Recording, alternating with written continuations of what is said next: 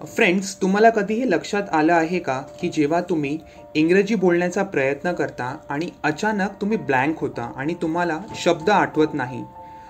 तुम्हाला शब्द माहीत आहेत, तुम्ही वाक्य ऐकलेली असतील, पण जेव्हा बोलण्याची वेळ येते तेव्हा तुमचं मेंदू फ्रीज होतं. असे का घडते? नमस्कार सगळ्यांना. फ्लुएंट इंग्लिश कॉन्व्हर्सेशन थ्रू मराठीमध्ये तुमचं पुन्हा स्वागत आहे. एक अशी जागा जिथे इंग्रजी शिकणं नैसर्गिक आणि इझी आहे. जर तुम्हाला असं वाटत असेल की बोलताना तुम्ही नेहमी अडकता, तर तुम्ही एकटे नाही. आणि आज मी तुम्हाला नेमकं सांगणार आहे की हे का होतं आणि यावर मात कशी करायची. इंग्लिश बोलणं म्हणजे गाडी चालवण्यासारखं आहे. विचार करा, जेव्हा तुम्ही गाडी चालवायला शिकता तेव्हा सुरुवातीला प्रत्येक गोष्ट विचार करून करावी लागते. ब्रेक, क्लच, गेअर, मिरर सगळं खूप गोंधळात आणि ताणात जातं. पण थोड्या वेळाने गाडी चालवणं आपोआप होतं. मग तुम्ही विचार करत नाही, फक्त गाडी चालवता. तुम्हाला माहीत असतं काय करायचं, कारण तुम्ही ते पुन्हा पुन्हा केलं आहे. हेच इंग्लिश बाबत होतं. तुम्ही बोलताना ब्लँक होता कारण तुमच्या मेंदूत पुरेशी वाक्य साठलेली नाहीत. अजूनही तुम्ही डोक्यात भाषांतर करत असता.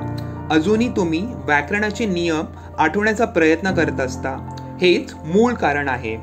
जर हाऊ आर यू आणि व्हॉट इज युअर नेम अशी वाक्य तुम्ही पाठ केली असतील तर खऱ्या संभाषणात तुमच्या मेंदूकडे काहीच साधनं नसतात. इंग्रजीत फ्लुएन्सी पाहिजे असेल तर फक्त शब्दांची माहिती नव्हे, तर वाक्य आणि ते वाक्य प्रकार पुन्हा पुन्हा वापरून होईल. मग आता हे कसं करायचं?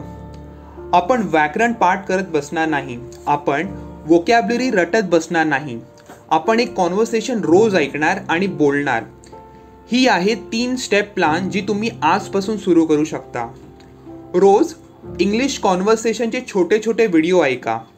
ती वाक्य बोला. हो, बोला, फक्त वाचू नका. ती वाक्य तुमच्या रोजच्या आयुष्यात वापरा. कामावर, मित्राशी बोलताना किंवा स्वतःशी विचार करताना. हेच आपण या चॅनलवर करतो. मी इंग्लिश कॉन्व्हर्सेशनचे व्हिडिओ रेग्युलरली पोस्ट करतो, जेणेकरून तुम्ही ते वाक्य शिकाल, तुमच्या मेंदूला ट्रेन करू शकाल आणि नैसर्गिकरित्या बोलू शकाल, अगदी गाडी चालवण्यासारखं, विचार न करता.